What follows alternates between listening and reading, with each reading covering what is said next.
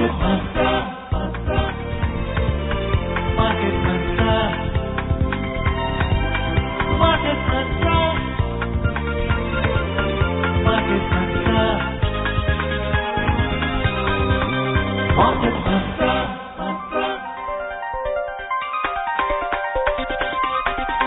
Market Mantra.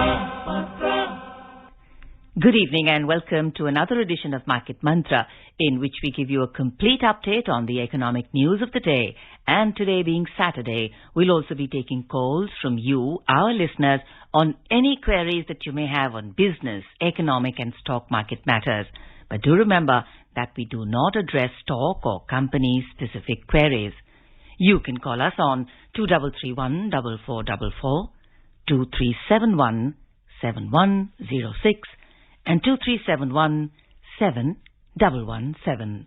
I am Gaura Dhawanlal, and with me is my co-anchor in Hindi, Manoj Pathak. नमस्कार। Market मंत्र के ताजा अंक में आपका स्वागत है। आधे घंटे के इस कार्यक्रम में हमेशा की तरह हम देश और दुनिया की चुनी हुई कारोबारी, आर्थिक और शेयर बाजार से संबंधित ताजा खबरों को लेकर हाजिर हैं। आज शनिवार है और आज के दिन हमारे कार्यक्रम में आप भी हुआ करते हैं सम्मिलित। हमसे पूछ सकते हैं अर्थनीति, कारोबार या शेयर बाजार से जुड़ा कोई भी सवाल। बस ये ख्याल रखिएगा कि हम किसी खास कंपनी या शेयर के बारे में जानकारी आपको नहीं उपलब्ध करा सकते हैं।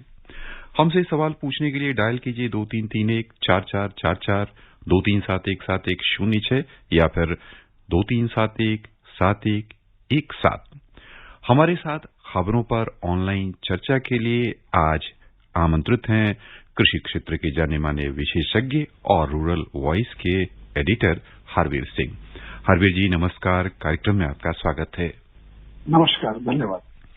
आइए शुरुआत करते हैं अंग्रेजी में हेडलाइन से, जिसे लेकर मौजूद हैं Gaura धवनलाल। Thank you, Manoji. A quick look at the headlines. Prime Minister Narendra Modi says Jal Jeevan Mission is giving new impetus to the development of the country. Union Railway Minister Ashwini Vaishnav reiterates the centre has no policy to privatize the national transporter. And on Wall Street, the Dow gained 0.4% as bank shares gain. प्रधानमंत्री नरेंद्र मोदी ने कहा कि जल जीवन mission देश के विकास को दे रहा है नई गति। केंद्रीय रेल मंत्री अश्विनी वैष्णव ने कहा कि भारतीय रेल के निजीकरण की सरकार की फिलहाल कोई योजना नहीं और अमेरिकी शेयर बाजार में लिवाली तेज, दाउ सूचकांक 0.4% उछला।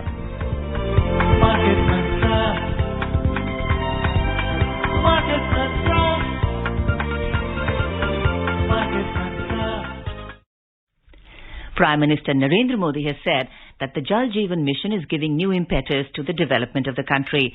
In a tweet, he also said that in less than the last 3 years, the water has reached crores of homes, which is a great example of public aspirations and public participation. The government has said drinking water facility has reached over 17 lakh schools and Anganwadi Kendras.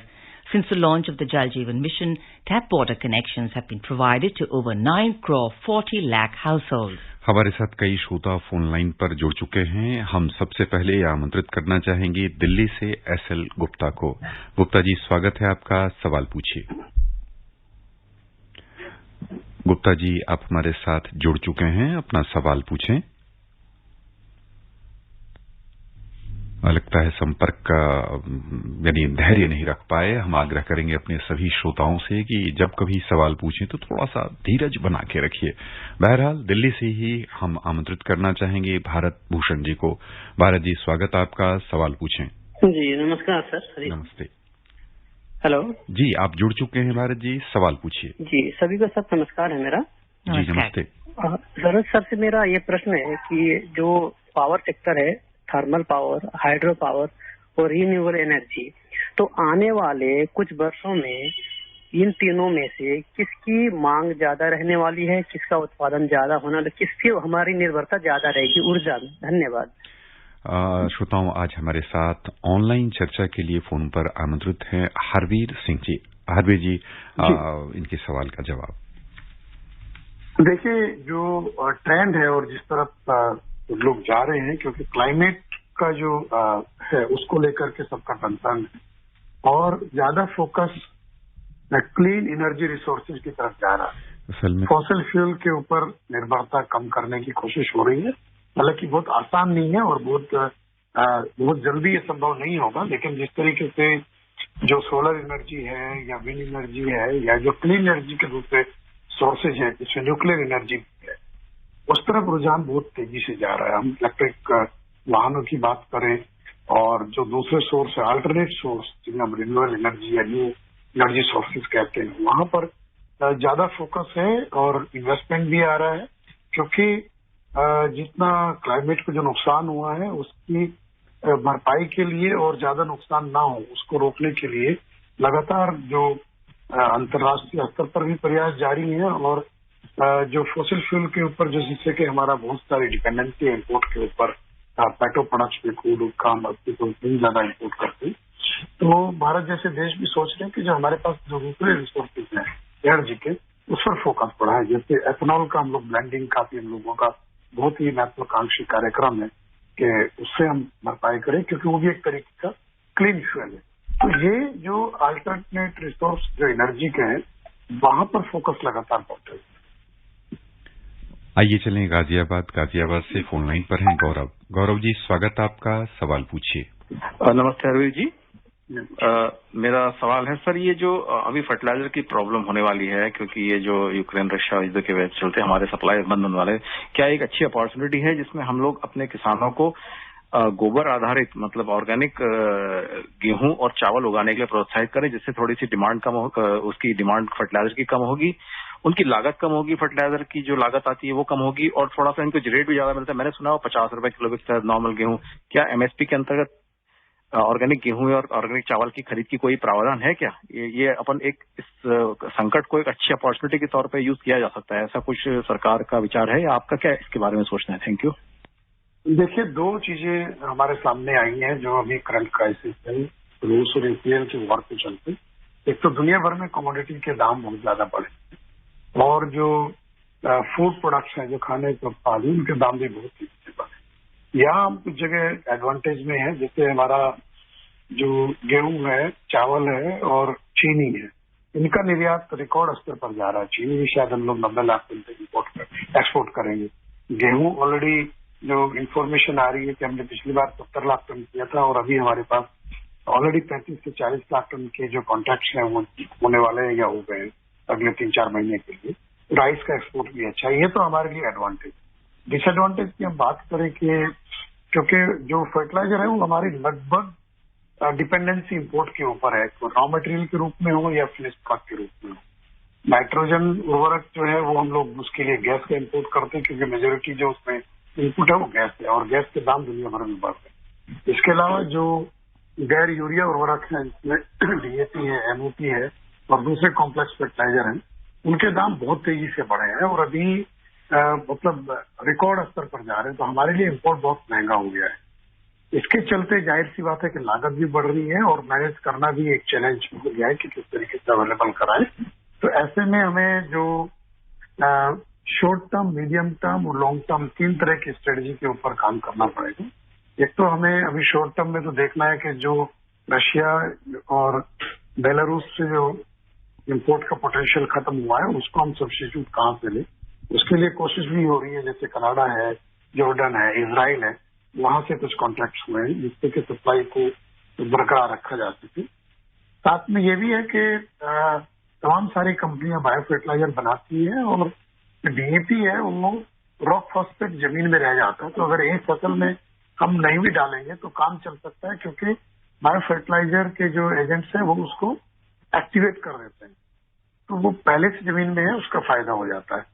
हाँ, ये है कि इन सब के लिए बहुत बड़े पैमाने पर अवेयरनेस कैंपेन चलाना होगा। जहां तक आपने कहा कि ऑर्गेनिक फार्मिंग और उस तरीके के जो प्रोडक्ट्स हैं उनका कोई जो हमारा प्रोक्योरमेंट सिस्टम है, पब्लिक प्रोक्योरमेंट सिस्टम बोलते हैं, जहाँ सरकार खरीदारी करती है पीडीएस के लिए, उसमें इस तरह का कोई प्रावधान नहीं है और एक लिमिटेड क्वांटिटी में तो इस तरह का उत्पाद के ऊपर काम किया जा सकता है। लेकिन जब मास प्रोडक्शन है वो हमें हमारा जो अभी का मौजूदा सिस्टम है उसमें ही जारी रहना होगा, क्योंकि हमारा रिक्वायरमेंट बहुत बड़ा है और जो फूड ग्रेन का हमारा प्रोडक्शन है उसमें हमें लगातार बढ़ोतरी भी करनी है। Arvind ji, we now move on to Mumbai, where we have a regular listener, Hasmukh ji. Hasmukh ji, welcome to the program. Please ask your question.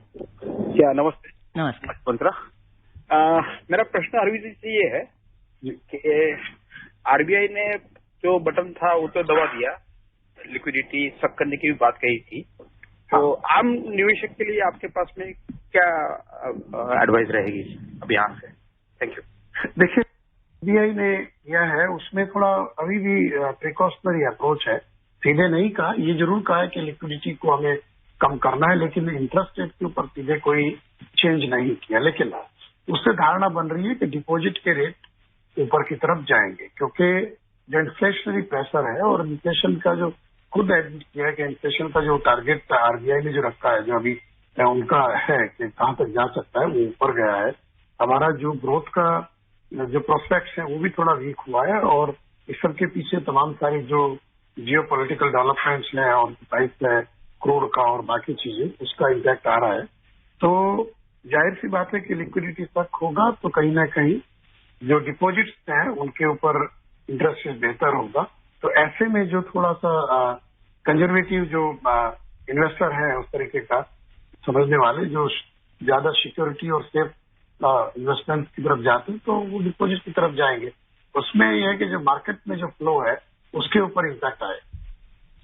So we stay in Mumbai but move in the direction of Thane, from where we have Mr. Gurunath. Welcome to the program, sir. Please ask your question. जी ma'am, नमस्कार। नमस्कार। हरवीर सिंह जी भी नमस्कार। Sir, मेरा question है sir, अभी ये जो अपने जो LIC जो कंपनी हमारी देश की इंश्योरेंस सेक्टर की बड़ी कंपनी, सर उन्होंने जो IPO जो लॉन्च करने की जो बात कही थी सर, वो लॉन्च किए क्या उन्होंने? और मेरा दूसरा सवाल है सर, ये जो मॉनेटरी पॉलिसी आई है पिछले टाइम से सर, ये जो हमारे बड़े बैंक है उन्होंने कहा था कि बैंकों के पास लिक्विडिटी ज्यादा बढ़ गई है, तो रिवर्स रेपो रेट में कुछ बदलाव होना चाहिए। तो सर, क्या ये जो पेंडेमिक वजह से लोग लोन वगैरह नहीं उठाते, इसके वजह से उन्होंने ऐसा कहा था? Thank you sir. तो पहला सवाल नहीं मैं इसमें देख पाया, तो उसको अगर आप बता देंगे आप लोग को। प्लीज आज तो पहला सवाल एक बारी फिर पूछ लीजिएगा, वो आवाज क्लियर नहीं आई थी जी। लगता है हमारा संपर्क उनसे टूट गया। आप दूसरे सवाल का जवाब दे दीजिए जी। देखिए, लिक्विडिटी का कई फैक्टर है। एक तो अब सिस्टम में लिक्विडिटी ज्यादा है, खुद आरबीआई ने भी कल बोला है और डाटा भी इसको सपोर्ट करता है। तो उसमें जाहिर सी बात है कि जो बैंक्स के पास लिक्विडिटी है तो वो तो रिवर्स रेपो में अगर कुछ बदलाव होगा तो बैंक्स को उसका बेनिफिट मिलेगा, so they can park their excess liquidity to RBI. एक तो ये है, लेकिन उसमें शायद कुछ इंटरेस्ट रेट पे कुछ चेंज शायद वो एक्सपेक्ट कर रहे हैं। और ये बात सही है कि पीछे जो पैंडेमिक की वजह से क्रेडिट ऑप्टेक के ऊपर असर आया था जी, और इधर जो है, लेकिन उसमें चेंजेस हो रहा है, इम्प्रूवमेंट आ रहा है, उसमें क्रेडिट ऑप्टेक अब धीरे धीरे बढ़ने लगा जी। आइए चलें खजुराहो से हमारे साथ हैं जितेंद्र। स्वागत है आपका जितेंद्र जी, सवाल पूछें। जी हेलो जी, आप जुड़े हुए हैं, सवाल पूछिए। जी नमस्ते सर। नमस्ते। दो क्वेश्चन है। पहला क्वेश्चन ये सर कि अगर मुद्रास्फीति बढ़ी हुई है तो जो बंद पत्र धारक है उनको लाभ पहुंचेगा या हानि होगी, या फिर उधार लेने वालों को लाभ पहुंचेगा जो बैंक से लोन लेते हैं। दूसरा क्वेश्चन है कि श्रीलंका में जो स्थिति बनी हुई है उसके लिए कौन कौन से कारण जिम्मेदार हैं, 2-3 पॉइंट में बताइए सर। जी हरवे जी। देखिए, मुद्रास्फीति तो जब भी बढ़ती है वो सबके लिए नुकसान ही लेकर के आती है। अगर आपने डिपॉजिट किया है तो आपका जो नेट अर्निंग है उसको आप मान सकते हैं, उससे अगर देखेंगे तो उसके ऊपर सीधा असर उसका पड़ता है। और बोरोवर के लिए है कि जो बोरोवर है वो किस चीज के लिए लेगा, बोरोइंग करेगा, तो क्योंकि अगर मान लिया वो कहीं इन्वेस्टमेंट करना चाहता है, कोई इंडस्ट्रियल उसमें अपना कैपिटल इन्वेस्टमेंट करेगा तो उसके लिए उसकी कॉस्ट बढ़ जाएगी। तो ये एक बड़ा विशियस साइकिल होता है इन्फ्लेशन का, जो किसी के लिए भी अच्छा नहीं होता। इन्फ्लेशन अगर रीजनेबल और कंट्रोल में रहती है उसके लिए अच्छा है। यहाँ पर श्रोताओं, हम लेना चाहेंगे एक छोटा सा विराम के बाद फिर से हाजिर होंगे लेकर कार्यक्रम मार्केट मंत्र। बने रहिए हमारे साथ। उपभोक्ताओं तक पहुंचने का सुलभ और सस्ता माध्यम है आकाशवाणी। आकाशवाणी के विभिन्न केंद्रों से कीजिए अपने उत्पादों और सेवाओं का प्रचार विज्ञापनों के माध्यम से। लोकल और राष्ट्रीय स्तर पर कीजिए अपने बिजनेस का विस्तार, क्योंकि आकाशवाणी में विज्ञापन बुकिंग हुई बहुत ही आसान। अब घर, दफ्तर या दुकान पर बैठे बैठे आप कर सकते हैं विज्ञापनों की बुकिंग। डायल कीजिए 870-001-4242। नंबर एक बार फिर नोट करें, 870-001-4242। विराम के बाद एक बार फिर से आपका स्वागत है कार्यक्रम मार्केट मंत्र में। आइए खबरों का सिलसिला आगे बढ़ाते हैं। केंद्रीय रेल मंत्री अश्विनी वैष्णव ने कहा है कि भारतीय रेल के निजीकरण की सरकार की कोई योजना फिलहाल नहीं है। भारतीय रेल मजदूर संघ के पेराम्बुर में आयोजित 20वें अखिल भारतीय सम्मेलन का दिल्ली से वर्चुअल उद्घाटन करते हुए उन्होंने कहा कि विपक्षी दल भारतीय रेल के निजीकरण के बार बार आरोप लगा रहे हैं, लेकिन ये एक विशाल और जटिल संगठन है। फिलहाल इसके निजीकरण की कोई योजना सरकार के पास नहीं है। रेल मंत्री ने इस अवसर पर रेल विभाग को नई तकनीक से लैस करने की आवश्यकता पर बल देते हुए कहा कि हमें यात्रियों की सुरक्षा और सुविधाओं की अपेक्षाओं पर खरा उतरना होगा। उन्होंने कहा कि सरकार रेलवे के उन्नतीकरण के लिए प्रतिबद्ध है। अब हरवीर जी, हम आपका ध्यान आकृष्ट करना चाहेंगे अपने उन श्रोता के प्रति जिन्होंने सवाल पूछा था और ये समझना चाहा था कि श्रीलंका की आज आर्थिक स्थिति अच्छी नहीं है, उसके मुख्य कारक क्या हैं? देखिए, एक चीज आप समझिए कि एक बार हम लोग भी बैलेंस ऑफ पेमेंट के दौर से गुजरे थे 1990 में, और उसके बाद ही जो हम लोग कहते हैं कि लिबरलाइजेशन का जो दौर इस देश हमारे यहाँ शुरू हुआ 90। सवाल है कि श्रीलंका के जो पब्लिक फाइनेंसेस हैं वो उनकी कंडीशन बहुत बेहतर नहीं। सरकार के अपने जो खर्चे हैं और जो आमदनी है, जब उसमें स्थिति उस लेवल पर पहुंच जाती है कि हमारे खर्चे बहुत ज्यादा हो गए और हम लोग उसको मैनेज नहीं कर पा रहे, उसी स्थिति से इस वक्त श्रीलंका गुजर रहा है। कई सारे स्टेप्स उन्होंने लिए, जैसे अचानक एक बार श्रीलंका ने कहा कि पूरे देश को हम ऑर्गेनिक घोषित करते हैं तो कोई भी केमिकल फर्टिलाइजर इस्तेमाल नहीं होगा। नतीजा ये हुआ कि वहां पर जो कृषि उत्पादन है वो बुरी तरह प्रभावित हुआ और उनको फूड इंपोर्ट के ऊपर काफी सारा खर्चा करना पड़ा। बाकी जो उन्होंने लगातार जो डेट लिया, उसमें चाइना का भी एक बड़ा रोल है। चाइना से काफी सारा कर्जा उन्होंने लिया इंफ्रास्ट्रक्चर प्रोजेक्ट के नाम पे और रूप पे। तो जो लिबरली जो कर्ज उठाया, उसकी देनदारी एक कमजोर इकोनॉमी की स्थिति के चलते वो लोग नहीं कर पाए ठीक से, और नतीजा ये हुआ कि उनके पास जो विदेशी मुद्रा भंडार था उसकी बड़ी भारी किल्लत हो गई। अब आप बाहर से मंगाएंगे, आप कर्जा भी लेंगे तो बहुत महंगा होगा, तो उससे जो है ये इन्फ्लेशन एक स्पाइरल वे में और अनकंट्रोल्ड हो गई।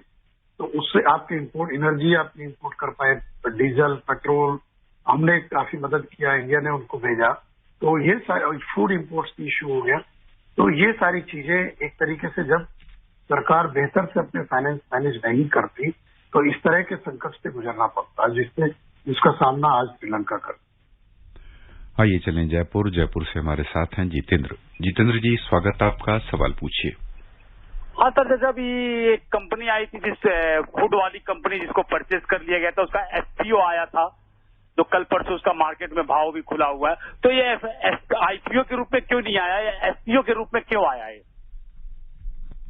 देखिए, कोई भी कंपनी जब मार्केट से पैसा उठाती है, वो जब इनिशियल पब्लिक ऑफर होता है, जब पहली बार मार्केट से पैसा उठाती है जो लिस्टेड कंपनी, उसके बाद अगर उसे जरूरत होती है मार्केट से पैसा लेने की तो उसको फॉलो ऑन ऑफर बोलते हैं।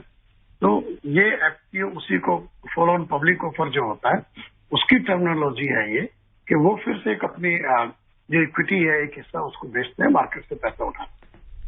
हरवीर जी, हम अभी अपनी श्रीलंका पर जो चर्चा चली थी उसी में थोड़ा सा जो ऑर्गेनिक फार्मिंग था उस पर कह लें कि आपसे समझना चाहेंगे। आपने अभी एक और श्रोता थे, उनके सवाल के जवाब में कहा कि सिर्फ ऑर्गेनिक फार्मिंग पर भारत नहीं निर्भर कर सकता, तो ऑर्गेनिक फार्मिंग के जितने लाभ गिनाए जाते हैं और बड़े पैमाने पर इसको अपनाने के क्या क्या कह लें कि दुष्परिणाम हो सकते हैं, उस पर समझना चाहेंगे कि हम किस रूप में यह बाजार और अपेक्षाओं की कसौटी पर खरा नहीं उतर रहा। देखिए, दो चीजें हैं कि ऑर्गेनिक का मतलब आप केमिकल फ्री फार्मिंग करना चाहते हैं, जिसमें आप ये पेस्टिसाइड, फर्टिलाइजर उसका इस्तेमाल नहीं करना चाहते, और जो नेचुरल मैन्योर है जो है, खासतौर से जो एनिमल वेस्ट होता है उसका, या बाकी जो दूसरा ये वेस्ट होता है, उसके जरिए आप मैन्योर तैयार करते हैं और उसका इस्तेमाल करते हैं मिट्टी की जो उर्वर शक्ति है उसको बरकरार रखने में या बढ़ाने में। एक तो इसमें जेस्टेशन होता है कि जब आप चाहते हैं कि ऑर्गेनिक फार्मिंग आपको करना है तो आपको पहले कुछ बरस तक बिल्कुल कोई फर्टिलाइजर इस्तेमाल नहीं करना है, और उसके बाद आपका सॉइल टेस्टिंग होता है। उसमें जब लगता है कि अब इसमें केमिकल के उस तरीके के आपको नहीं बचे हैं ना, उसके बाद आपको सर्टिफिकेशन मिलता है। तो ये जो बीच में ट्रांजिशन का फेज होता है उसमें आपका उत्पादन गिरता ही गिरता है। और उसके बाद फिर ये भी है कि जो दूसरे आप अल्टरनेट जो सोर्स अपनाएंगे न्यूट्रिएंट के, जरूरी नहीं है कि जो केमिकल फर्टिलाइजर और जो उसके अलावा जो क्रॉप प्रोटेक्शन के जो केमिकल्स हैं वो उनके बराबर प्रदर्शन कर पाए। तो ये कुछ ना कुछ उसमें प्रोडक्शन का ओवरऑल अंतर आता है। उसका मार्केट भी सीमित है कि क्योंकि उसके लिए लोगों को ज्यादा दाम देना पड़ता है, और दाम कई बार 2 गुने 3 गुने तक होता है। जाहिर सी बात है कि हम लोगों का देश बहुत बड़ी आबादी है, बहुत बड़ा देश है, तो एक मार्केट तो है जो लोग चाहते हैं कि हम केमिकल फ्री जो भोजन है वो हमारे पास आए, जो हेल्थ के लिए बेहतर है। नेचुरली अगर आपको जिसमें केमिकल रेजिड्यूज नहीं होंगे वो आपके हेल्थ के लिए अच्छा होगा ही होगा, लेकिन उसके लिए कीमत चुकानी पड़ती है। तो ये इसका मार्केट मास स्केल पर नहीं हो सकता, लिमिटेड रहेगा हमेशा।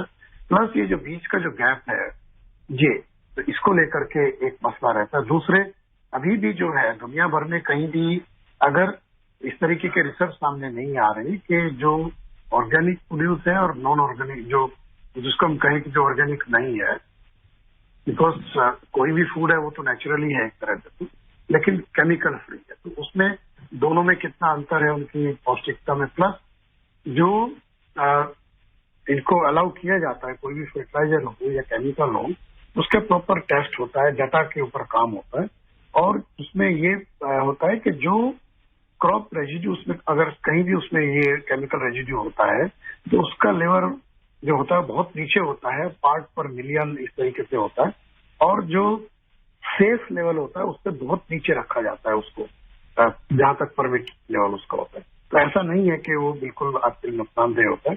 तो ये अपने आप में एक बहुत ही बड़ा विषय है, और इसमें हमारे जो इंस्टीट्यूट्स हैं वो भी अभी अध्ययन करने की बात कर रहे हैं, लेकिन अभी कोई उस तरीके साइंटिफिकली प्रूवन कोई स्टडी अभी सामने नहीं आई।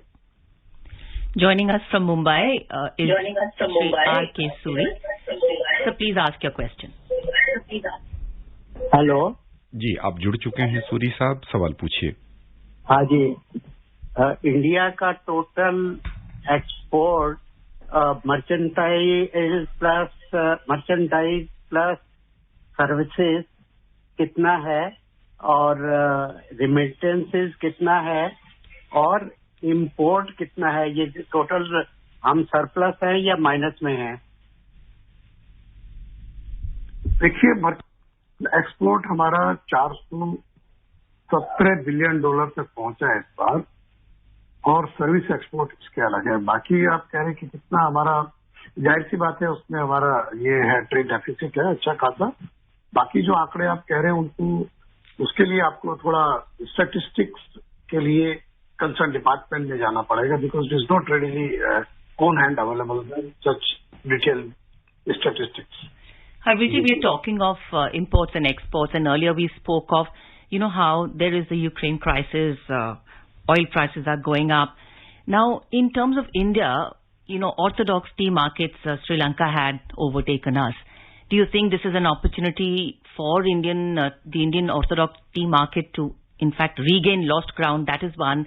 And in terms of milk products to Sri Lanka, their demand is also high. So how do these two industries take it forward? Actually, you see, right now, globally, prices for food and other products are very high.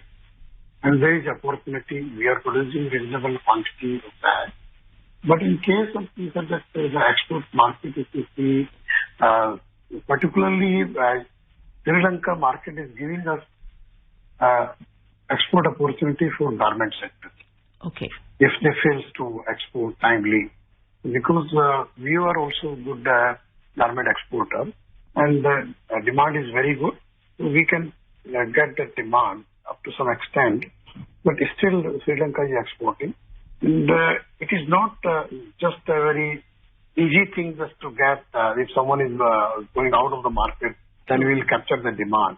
True. Because there are multiple dynamics for that. Maybe some other countries are also looking for that. So food, food definitely we are exporting a lot of food products and we can export to Sri Lanka as well as we are exporting to even China or Indonesia or Malaysia, Middle East, even African countries like Sierra Leone. We are exporting a reasonable quantity to that country also. So worldwide, because we are in a very comfortable situation in terms of food grain stocks, so we are taking advantage of that. Right. आइए चलें फरीदाबाद से हमारे साथ हैं प्रेम सागर। स्वागत आपका प्रेम जी, सवाल पूछिए। नमस्कार जी। नमस्ते। फरीदाबाद से प्रेम सागर बोल रहा हूँ जी, सवाल पूछें। खाद्य तेलों की बात करें तो इस साल खाद्य तेलों में जो बढ़ोतरी हो रही है पिछले 2 साल से हो रही है, 200 अबव 200 केजी जा रहा है तेलों में खाद्य तेल। इस साल क्या पोजीशन रहेगी? देखिए, जो हमारा जो जरूरत है खाद्य तेलों की, उसका लगभग 2/3 हिस्सा हम लोग इम्पोर्ट करते हैं। पिछले साल जो इंडोनेशिया मलेशिया में ड्राउट की वजह से पाम ऑयल का प्रोडक्शन घट गया था और हमारे इम्पोर्ट में सबसे बड़ा हिस्सा उसका है। 10 साल के रिकॉर्ड पे प्राइसेस चले गए थे, उसका इम्पैक्ट हमारे इम्पोर्ट प्राइस के ऊपर आया, तो उसका मतलब फिर यहाँ पर रिटेल में भी रिफ्लेक्ट हुआ है। इस साल भी अभी जो ग्लोबल सिचुएशन है उसका इम्पैक्ट आ रहा है, क्योंकि जैसे सनफ्लावर ऑयल हम लोग इम्पोर्ट करते हैं, सूरजमुखी का तेल करीब 2.5 मिलियन टन, तो उसका सबसे बड़ा हिस्सा हमारा यूक्रेन और रशिया से आ रहा था। वहां दोनों चीजें अफेक्ट हो गई, दोनों देशों से सप्लाई हुआ है। प्लस एक बेनिफिट है कि इस बार हमारा मस्टर्ड का प्रोडक्शन अच्छा हुआ है और किसानों को भी अच्छा दाम मिल रहा है, तो उसका फायदा शायद हमें मिलेगा। जहां तक दाम है तो सरकार कोशिश कर रही है, इंडस्ट्री के लिए भी आपस में कोऑर्डिनेशन किया है कि दाम गैर जरूरी ना बढ़ाए जाए, लेकिन ये है कि हाँ, दाम थोड़ा ऊपर की तरफ ही रहे, ऐसा लगता है। Harveer ji, we take a quick look at the U.S. markets. On Wall Street, the Dow rose, but the S&P 500 ended lower in choppy trade yesterday as beaten down bank shares gained and investors grappled with how best to deal with an economy that could skid as the Federal Reserve moves to aggressively tackle inflation. So the Dow Jones Industrial Average rose 138 points or 0.4% to end at 34,721. But the S&P 500 lost 12 points or 0.3% to close at 4,488 and the Nasdaq Composite dropped 186 points or 1.3% to 13,711. Harvir जी, घरेलू बाजार पर हम आपकी प्रतिक्रिया बहुत संक्षेप में समझना चाहेंगे। आने वाले सप्ताह में क्या आसार हैं घरेलू बाजार के रहने के?